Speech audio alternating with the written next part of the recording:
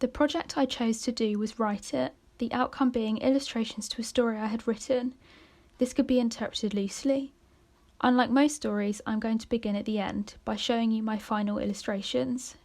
The story that they match, however, will become clearer throughout the course of the presentation. The Swallowed by the Sky storybox contains all the elements: a physical copy of the story, an audiobook, 3 scenic woven backgrounds and 3 characters that are needed to recreate and act out the story provided. The idea being that the user listens to the story or has it read to them and uses the scenery and characters to play alongside it. It is not restricted, there are only small instructions and it's all loose, allowing the user to play with it however they like.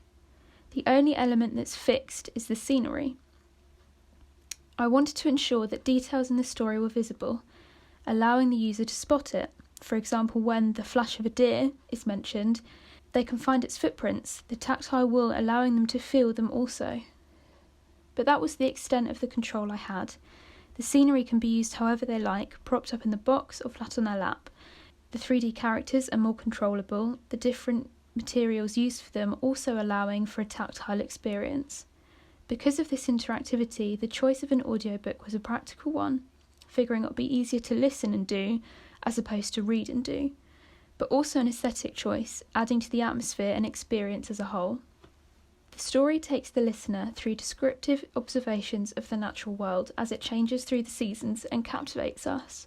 A comforting voice matches that theme and is something lots of people, no matter their age, react well to. David Attenborough, for example.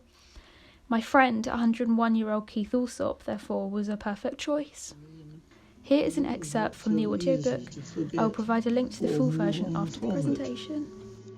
And the snapping, cracking and crunching would soon become the squeaking and powdery creaking of snow. A field of suede, the man would think, would not sound dissimilar. Hello, the snow would say, the browns, greens and hazy purples hidden beneath its blanket of greys, whites and glittering blues, each glint a wink at what lay beneath. The storybook stems from a piece of writing I did for my primer. I enjoy nature, but I'm not very good at knowing the correct terminology, and that's what this writing was about. A field I had gone to, and the observations I had made without really knowing what it was I was witnessing. Afterwards, I painted it from memory using watercolour to capture the hazy colours. It made me think that it would translate into a woven piece, the individual fibres merging together. I had not tried weaving before, so I learnt as I went, adding in extra textures such as small flowers to create a replica of the field. This informed the rest of my project. Throughout the workshops, many iterations of my primer were made, allowing me to see that one small piece of writing can be developed in multiple ways, often ending with one more interesting than the original. Fake books inspired by Nathaniel Russell was another of these workshops. By this point, the element I was pulling out of my initial writing was that overwhelming awe I had when standing in the field. All of these book titles, blurbs, authors and covers ran with this theme, my favourite one being titled Swallowed by the author The Sky, which I'm sure looks familiar now. I wanted the story to evoke feelings of intimacy and create an immersive, calming experience, influences for which came from many places such as the work of John Krask, who embroidered whilst very unwell. He could only really move his hands and talk softly. The embroidery he created included such an intense level of detail you could spend hours looking at them, a feeling I hope to carry into my weaves.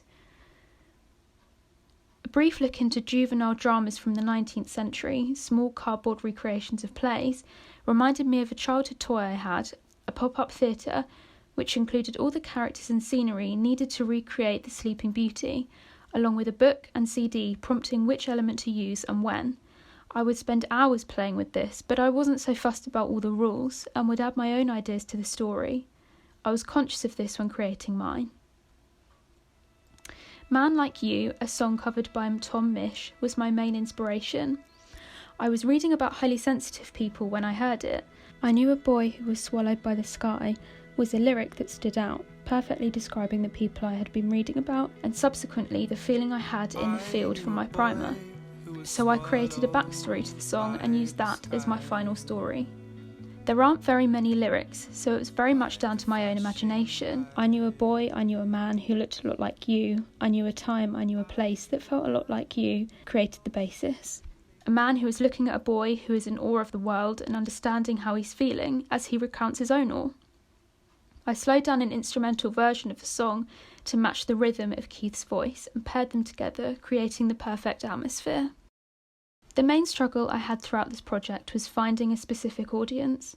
I believe that this box would be suitable for anybody who wishes to feel calm.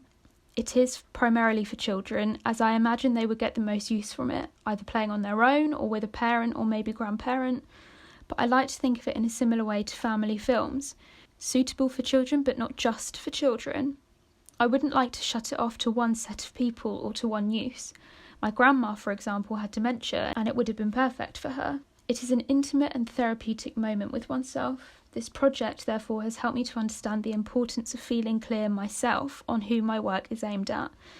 It has also helped inform my IPS. I have really enjoyed creating an environment for my stories to exist in, and if I were to take this project further, I would make it into a film or animation. As it stands, there isn't really a place for that, and I would not want it to hang with no real purpose or overcomplicate the role of the box.